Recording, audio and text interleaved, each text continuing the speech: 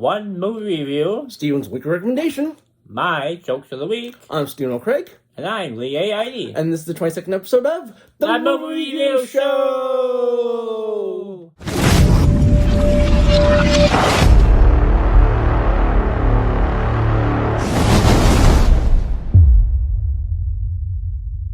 Alright, the Movie Review Show is when Steven and I go to our local theater, which is the Red Wing Cinema 8.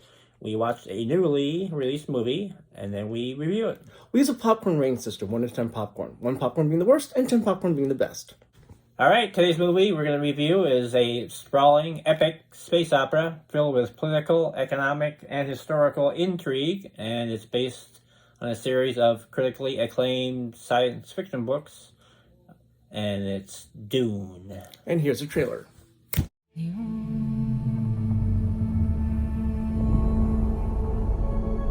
My planet Arrakis is so beautiful when the sun is low. Rolling over the sands, you can see spice in the air. The outsiders ravage our lands in front of our eyes.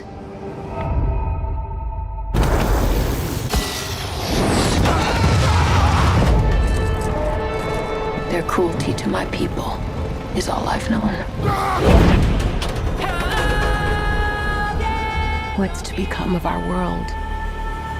Paul.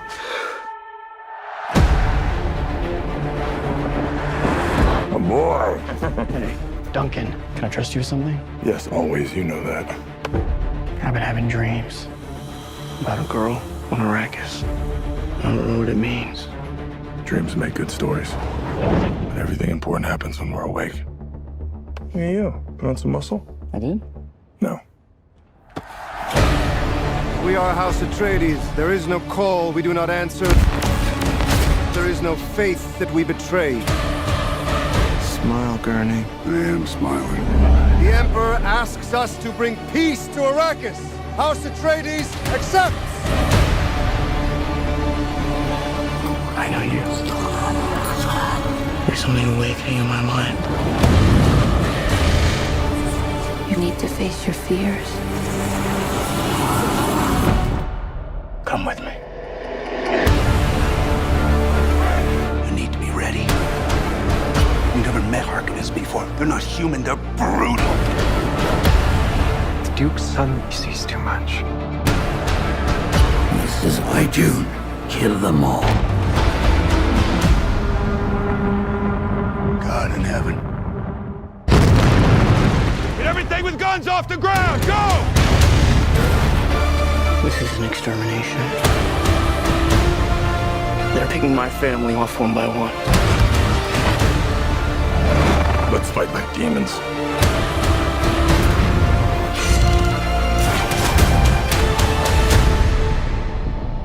Dad, what if I'm not the future of House Atreides? A great man doesn't seek to lead. He's called to it. But if your answer is no, you'll still be the only thing I ever needed you to be. My son. If anything happens, will you protect Paul? With my life.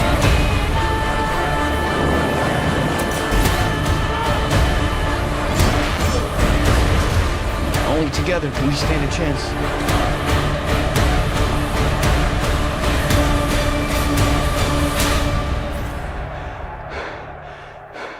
It's time.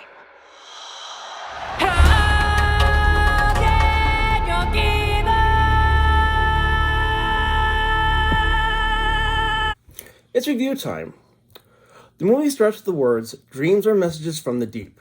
Then there's a girl talk about Arrakis and spice, and then it reads, Dune Part 1. It's good setup because grab your attention with the deadly needle being held up to his neck, and mentions Arrakis, which is the primary setting for the movie, and also dreams, which are a big part of the movie as well. So there's a lot of foreshadowing going on here, and I think it's as good a place as any to start. When I was in my early teens, I read the beginning of the book, Dune. I didn't read the whole thing.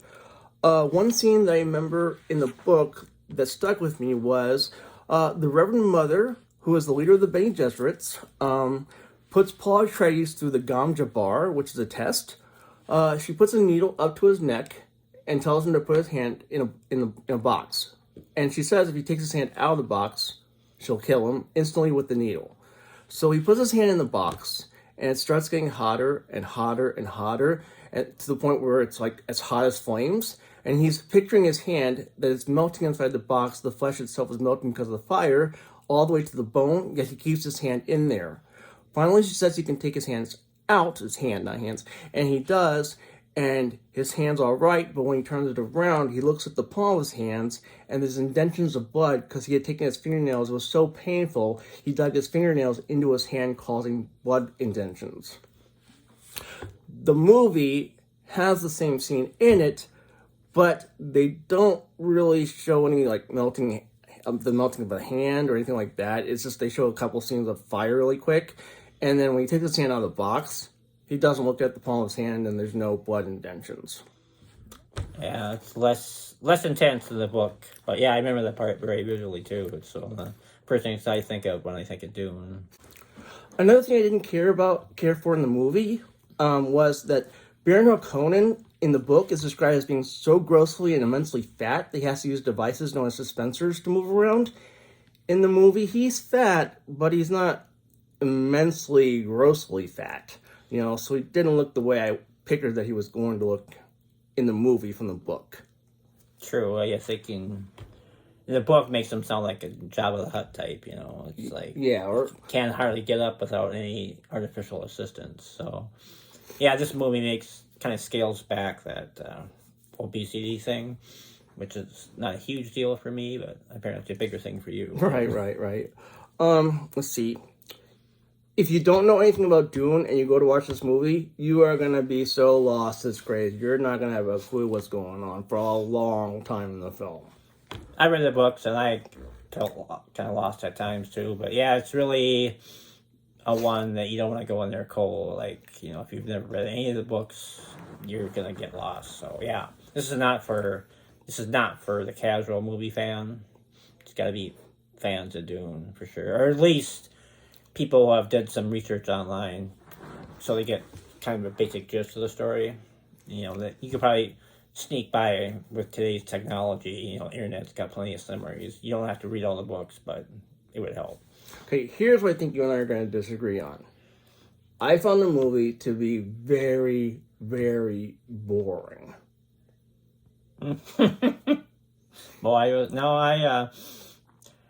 Between the battle scenes and just these really cool, epic scenes where people, I mean, everything's just so big. It's kind of the sense I got from the books as well. So I thought they captured that quite well. So yeah, I didn't really, you know, unlike The Last Duel, which was boring in many parts, I thought the movie really moved pretty fast. I noticed that there were two things in the movie that looked like Star Wars vehicles. Like I noticed a ship that kind of looked like an X-wing, and then like there were these little carrier things. Well, no, not the ornithopters, but the other, like there's the couple vehicles that looked like sand crawlers, like Jawa sand crawlers. Oh, right. Yeah. Honestly, I didn't care for the movie. Amazing. Yeah, but you loved it, didn't you? Yeah, I thought it's just so complex, and I thought, you know, the director Denis Villeneuve, right, really did a good job of translating the books, complexity and intrigue onto the big screen. So I just it's hard for me to find anything wrong with it. But. So yeah, we definitely disagree on different this ends one. of the spectrum on this one. In my opinion, this is my description. It's not Star Wars. It's not 2001: A Space Odyssey. It's a long, boring story that goes nowhere.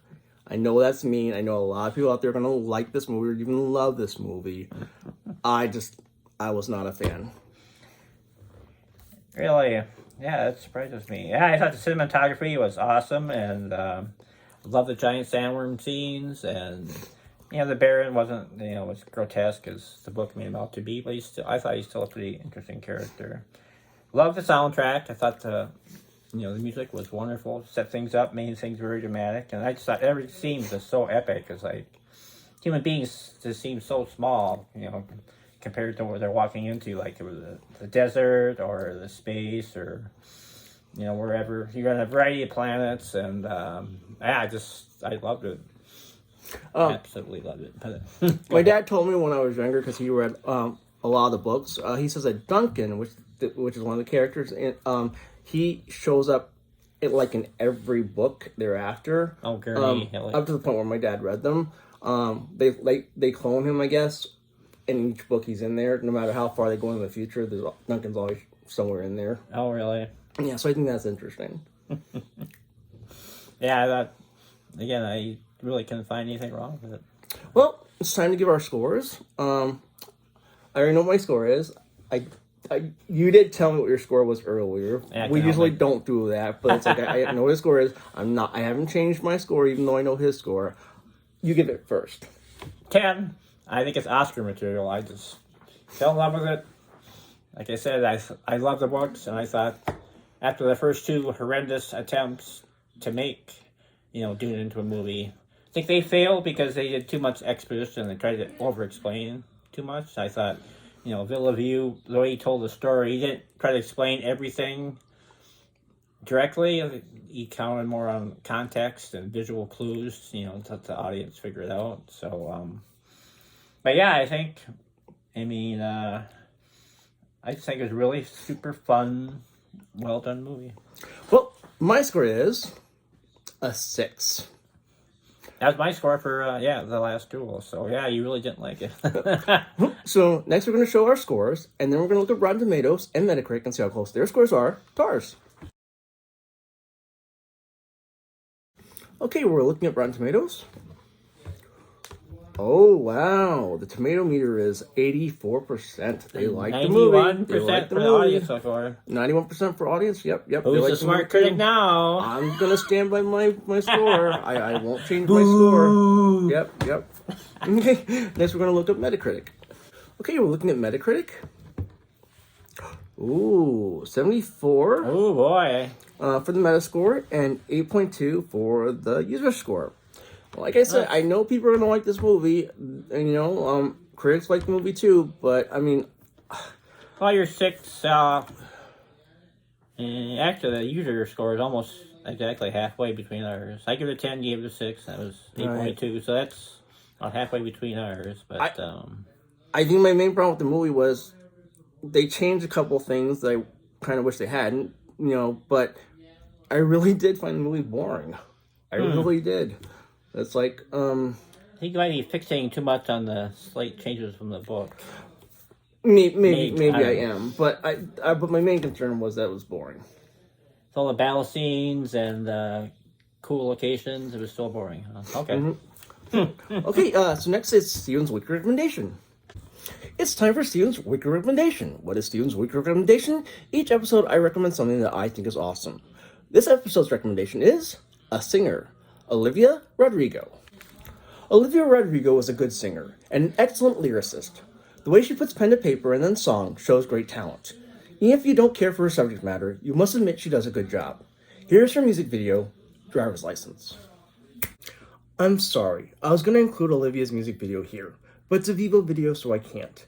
Instead, here's her song, not video, Driver's License.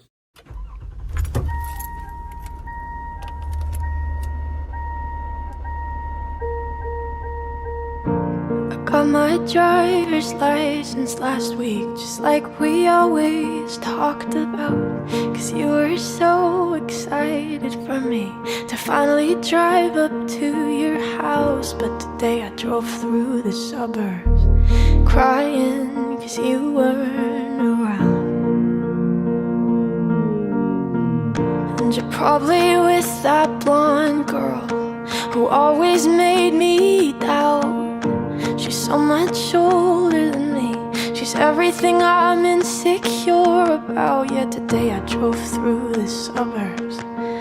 'Cause how could I ever love someone else?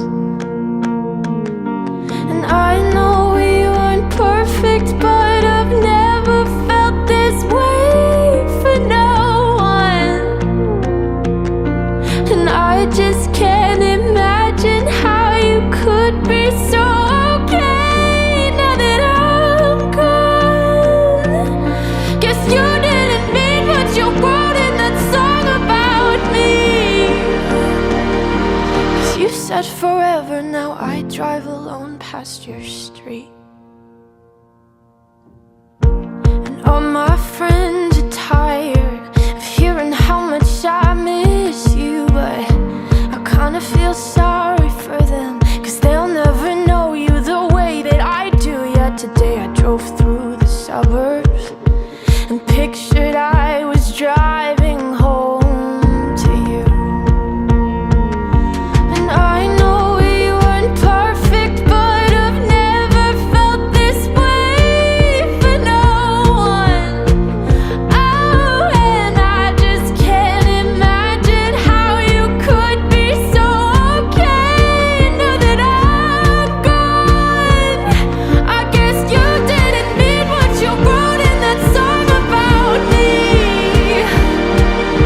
'Cause you said forever, now I drive alone past your street. Red lights, stop signs, I still see your face in the white cars, front yards. Can't drive past the places we used to go to, 'cause you know I still love you, babe.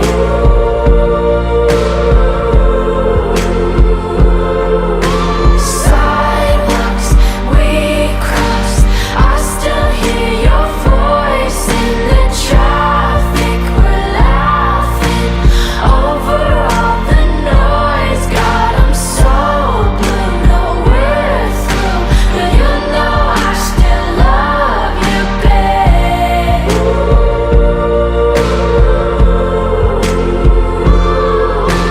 I know we weren't perfect, but I've never felt this way for no one.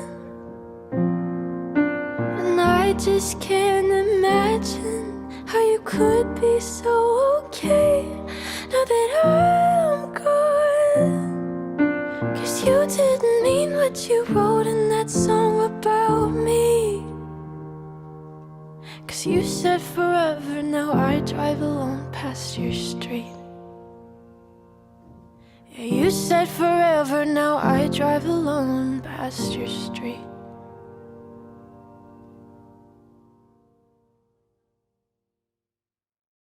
It's the end of the show, so it's time for Lee's Jokes of the Week. These are good. I gotta say, first 6 I did look up. I admit that. But the last one I actually did make up myself, so that's an idea original.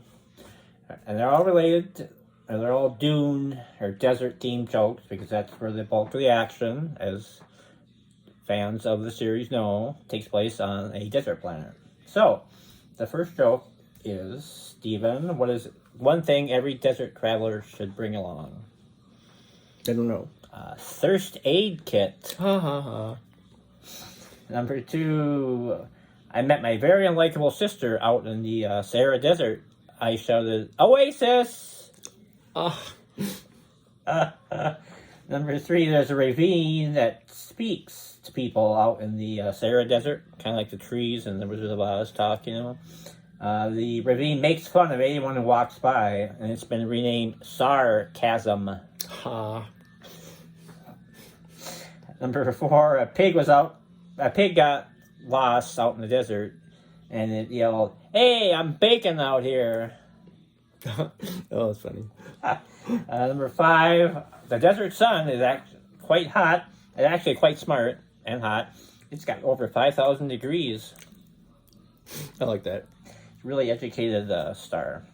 Number 6, a adventurer was out in the desert, discovered water in 3 places, and thoughtfully exclaimed, Well, well, well. Ha. And the final joke. ladies and gentlemen, that I made up. What did the director of the movie say after they finished making Dune? I don't know. I think we're Dune here. Ha ha. I like that one. That was a good one. That's it. That's all my jokes. That's all these jokes of the week. All right. It's the end of the show, almost.